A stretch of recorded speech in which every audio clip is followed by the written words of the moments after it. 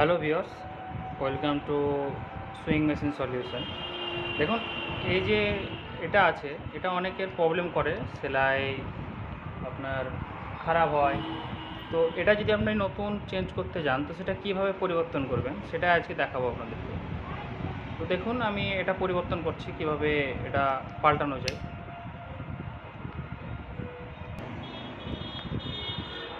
সর্বপ্রথম আমরা যে ফেস প্লেট আছে সেটাকে ভালোভাবে খুলে নেব। দুটো নাট আছে, দুটো নাটকে লুজ করে জাস্ট প্লেটটাকে উপর দিকে টান দেবো, বাস খুলে যাবে।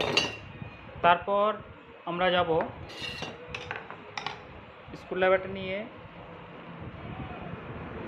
আমরা এই নাটটাকে লুজ করব।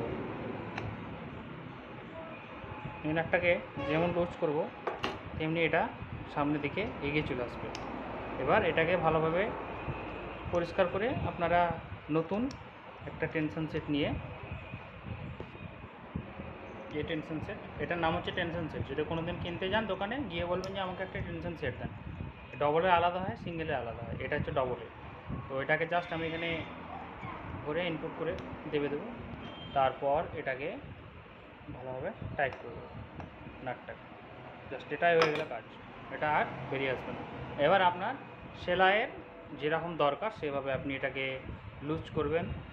এভাবে চেক স্প্রিংটাকে অ্যাডজাস্ট করার জন্যে আপনি, এটা যে স্প্রিং, এটার নাম হচ্ছে চেক স্প্রিং। এটাকে কম বেশি করতে গেলে আপনাদেরকে এই জায়গাতে স্ক্রুড্রাইভারটা দিয়ে জাস্ট আগানো হবে।